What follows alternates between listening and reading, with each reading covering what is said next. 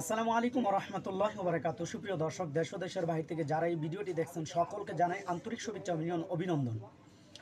সুপ্রিয় দর্শক, আপনারা ইতিমধ্যে টাইটেল দেখে বুঝে গিয়েছেন ভারত বাংলাদেশ সীমান্ত নিয়ে কঠোর অবস্থানের ইঙ্গিত স্বরাষ্ট্র উপদেষ্টা।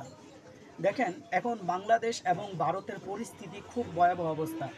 আজকের নিউজেও দেখলাম চাঁপাইনবাবগঞ্জের যে একটি জেলা, সেখানকার একটি গ্রাম বর্ডারবর্তী এলাকাতে দুই পক্ষের লোকজনই কিন্তু খুবই উচ্ছৃঙ্খল অবস্থায় আছে।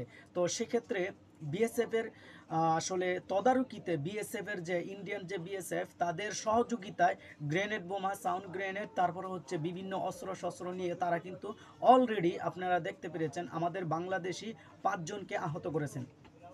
তো সেক্ষেত্রে একটি প্রেস ব্রিফিংয়ে আমাদের অবসরপ্রাপ্ত জাহাঙ্গীর আলম চৌধুরী তিনি কি বলেছেন সেক্ষেত্রে আমরা ইনশাআল্লাহ এখন আপনাদেরকে জানানোর চেষ্টা করব।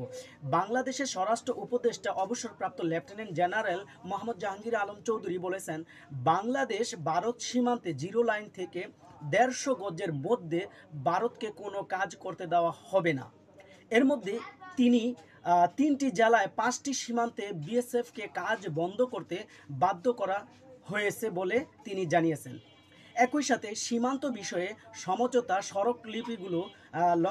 সড়কগুলোকে লঙ্ঘন করে ভারত যেসব কাজ করতে চেয়েছিল সে বিষয়ে স্বরাষ্ট্র মন্ত্রণালয়কে অবহিত করেছেন স্বরাষ্ট্র মন্ত্রণালয়। এখন স্বরাষ্ট্র মন্ত্রণালয় ভারতীয় হাইকমিশনকে তলব করে বাংলাদেশের অবস্থান সম্পর্কে অবহিত করবে।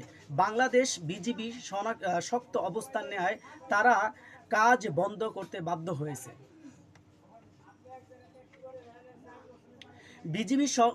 বিজিবি সতর্ক অবস্থায় রাখা হয়েছে। ঢাকায় সচিবালয়ে এক প্রেস ব্রিফিংয়ে তিনি একথা বলেন। ঢাকায় সচিবালয়ে স্বরাষ্ট্র মন্ত্রণালয়ে এ বৈঠকে পরপর বাংলাদেশ ভারত সীমান্ত পরিস্থিতি নিয়ে অবহিত করতে এ প্রেস ব্রিফিং ডাকা হয়েছে বলে জানানো হয়েছে।